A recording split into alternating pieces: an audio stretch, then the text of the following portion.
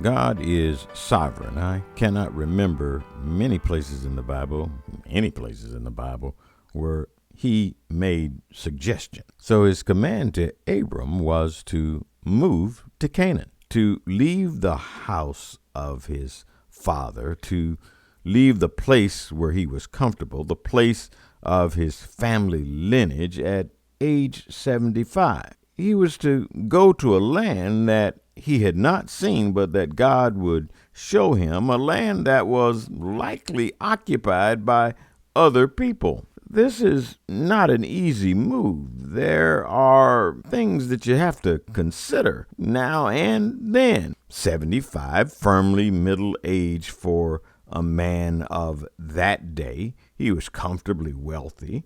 He was married but childless with Sarah. He was established in the community, and he was closely connected with his extended family. He is now being commanded to uproot himself, walk out into the unknown, the unsafe world, travel 3,461.2 miles from Ur to Cana by foot and with backpacked animals, based upon a rather improbable group of promises that he, a childless man, would be the progenitor of a great nation, that Abram's name would be so great that Abram would be blessed, and all those who blessed him would be blessed, and those who cursed him would be dishonored, and the entire world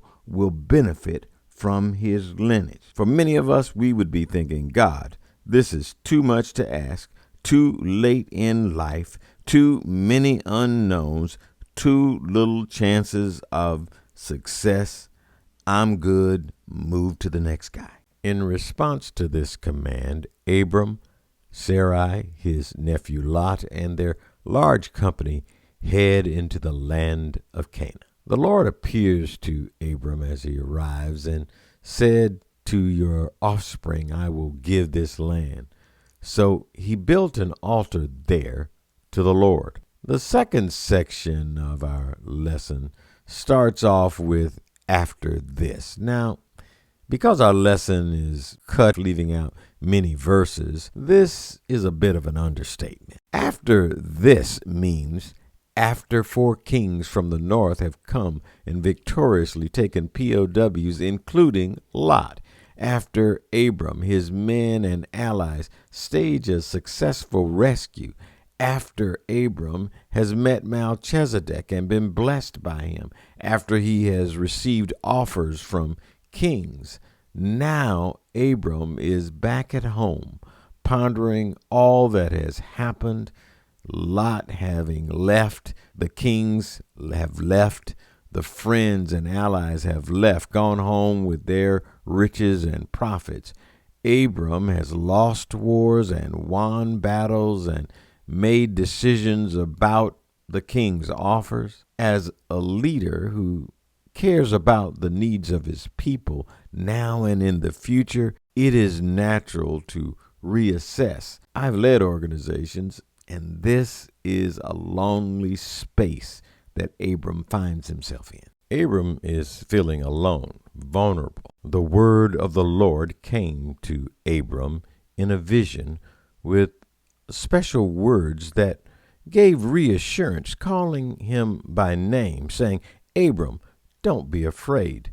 Note that this is the first time this phrase is used in the Bible, but if you count, you'll find it used about 180 times. Fear is the absence of faith. God is reassuring Abram that he is the appointed seed bearer, that doubt, fear, worry are just a waste of time, and that he wants to reiterate that even though he's childless, even though he is lonely, his relationship with God is a protective shield around him. With a relationship with God as his reward, Abram has nothing to worry about. He will have descendants, and his land will be blessed.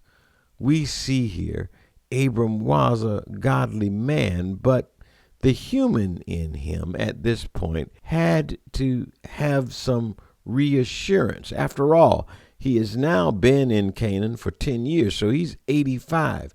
God's promises that he made 10 years ago are even more improbable now than when he made them. Lot has left. He's no longer a part of his household. So common practice for childless couples would be to adopt an heir to care for them as they age. The discussion of Eliezer of Damascus isn't out of the blue.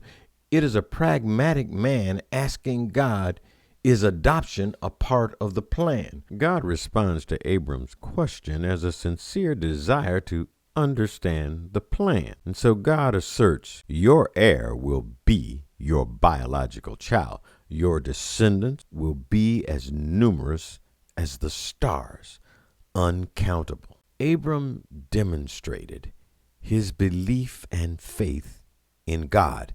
He wanted to know the plan, though. While God may not ask modern Christians to leave our country or our families, he does call on us to separate ourselves from that which would hinder us from committing to him. That can sometimes be things that give us comfort, that make us feel safe, that make us feel special. But to be holy is to be separate from sin and to separate ourselves apart so that we can be used by God.